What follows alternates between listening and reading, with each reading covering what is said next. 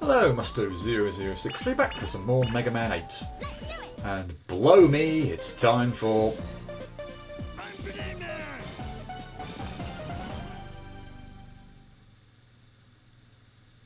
Yeah, can't put off the last of the opening 4 Robot Master stages any longer. The level starts out simple enough. A few worms, cannons, and propeller enemies. Nothing really to worry about. And we pretty quickly get introduced to an oft-used stage gimmick, the exploding drums. They'll explode if you shoot them. Sometimes you might want to do so to clear a path through the level. Sometimes the explosions will destroy some enemies in your path. They can be used to your advantage in several ways. Do try to be careful though not to be in close proximity when they explode. You'll often set off a chain reaction of explosions, and you don't want to get caught in the blast.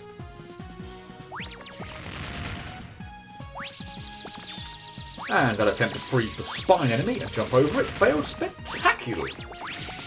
I must admit I was half expecting it to have died in the explosion, but for some reason that didn't happen.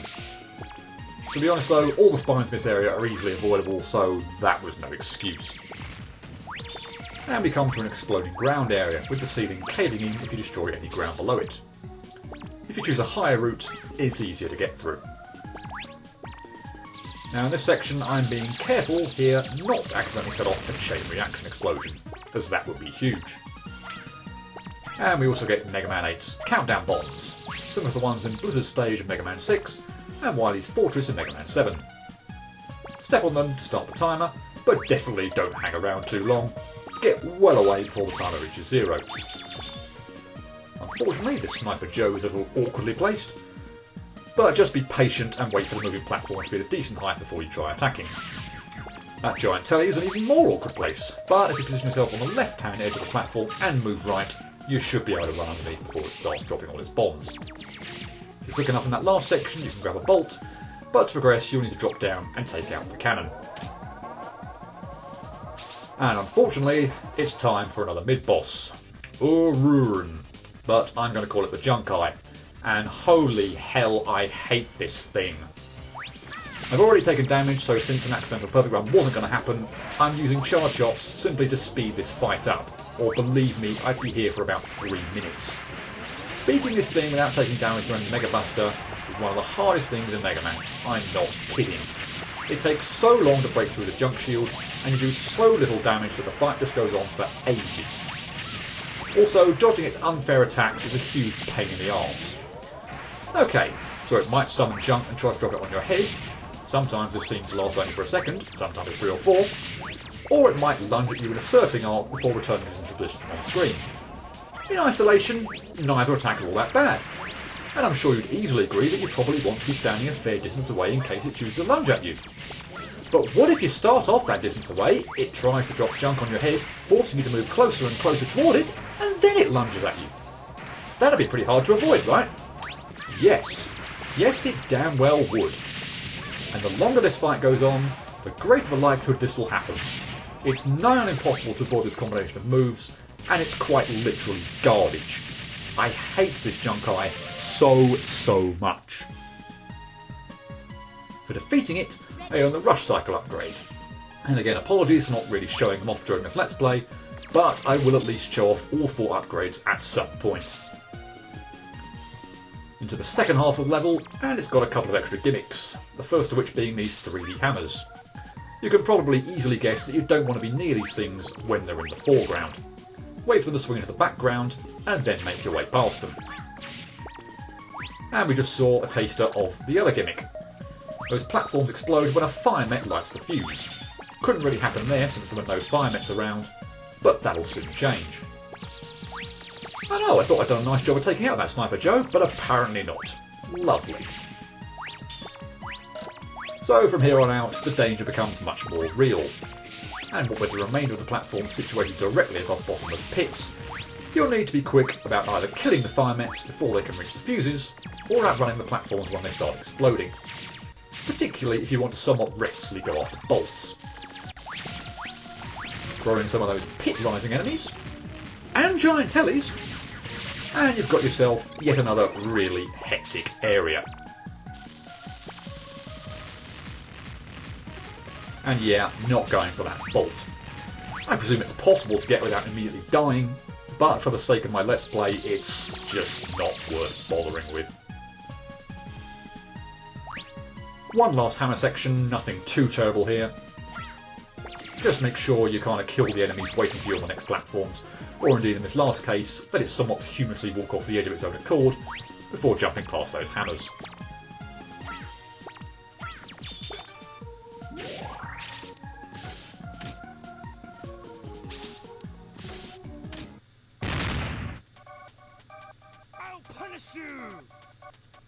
Well, if we ignore the first 3 attacks Grenade Man does, this wasn't such a bad fight. But jeez, this opening was terrible. Clearly, I had a little trouble remembering which attack he does when. If he jumps over to the opposite wall, he could do one of 2 things. Drop arcing bombs at you, or throw a flash bomb at the ground. If he jumps slowly across, he'll drop the arcing bombs. If he jumps quickly, he'll throw the flash bomb. To avoid the arcing bombs, move closer to Grenade Man. To avoid the flash bomb, move away from Grenade Man. Once you get that concept clear in your mind, the first phase of this fight isn't so bad. Of course, apart from jumping, he could also choose to dash across the floor at you, simply jump over him, or he could fire a flash bomb horizontally at you. If he does this, when it makes contact with the opposite wall, junk will start raining down from the top of the screen. But it's nothing like as tricky to avoid as the equivalent attack from the down mid-boss. After he's down about 4/5 of his health, he'll perform Crazy Destroyer and bomb the floor. So the terrain changes and Grenade Man starts jumping around manically, mostly hurtling arcing bombs at you, but occasionally throwing flash bombs at you. The uneven terrain makes this last phase a little trickier in my opinion, despite my getting hit 4 times to phase 1, and only once to phase 2 this time around.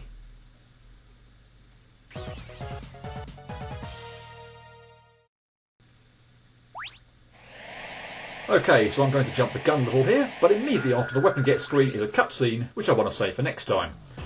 So I'll quickly get in the flash bomb, can be used to fire at enemies on walls, etc., creating a pretty long-lasting explosion when it detonates. And with that, I guess it's time for the perfect run. Or not. Don't know how much of a shock this one comes as, but no, I haven't been able to perfect run Grenade Man stage. And that makes 4 so far, along with Air, Quick and Slash. The reason I couldn't pull this one off? The flipping Junk Eye mid-boss. It may not have looked like that much earlier, but believe me, it is. And once again, I have to cry somewhat foul on the Mega Man Anniversary Collection version of this boss. I know it seems like now I'm banding this around as an excuse, but in fairness, I'm only claiming that it's proved critical for one other stage, Air. And I think the evidence speaks for itself there.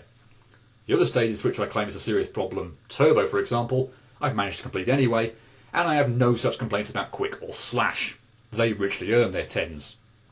Grenade, however, I have scoured YouTube for other Let's Plays experiences with this damn Junk Eye, including Rome Mithril, and I swear the Mega Man Anniversary Collection Junk Eye is complete garbage. Yes, pun intended.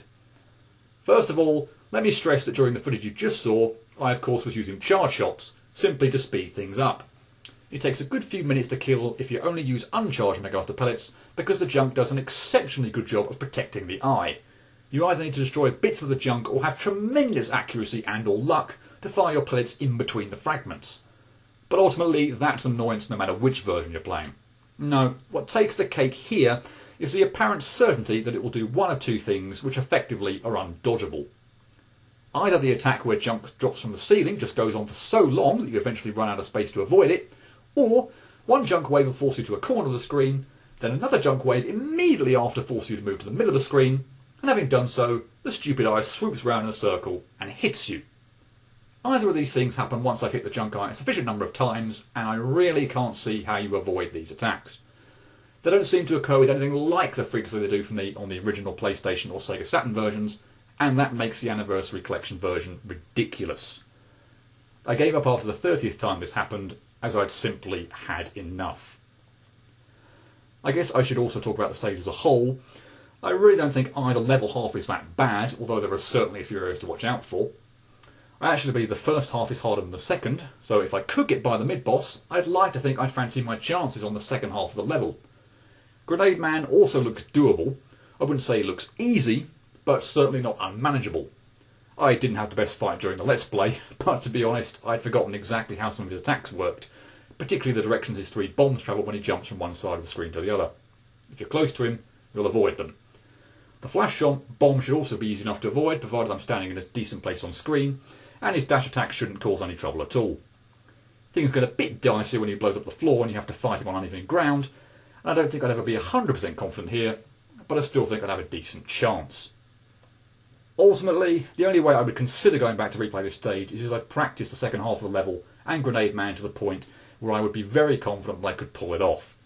But that goes against the very essence of what I'm trying to do here with my difficulty analysis. Numbers of outtakes and time taken become meaningless if I practice beforehand.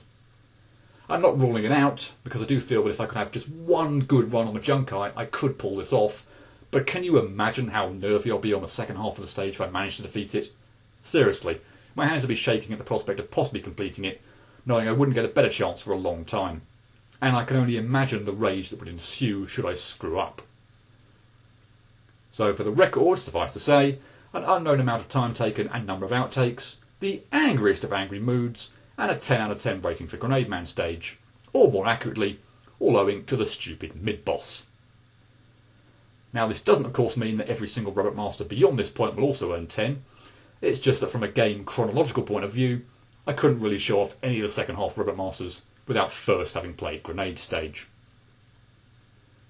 And next up, I get a little perfect run breather, because it's the mid-stage, and I'm not deliberately attempting intro or mid-stage perfect runs. That doesn't mean I won't do a horrible job and get hit to practically every single obstacle though, and I'm sure you'll be looking forward to that. But until next time, cheerio, and screw the Junkai.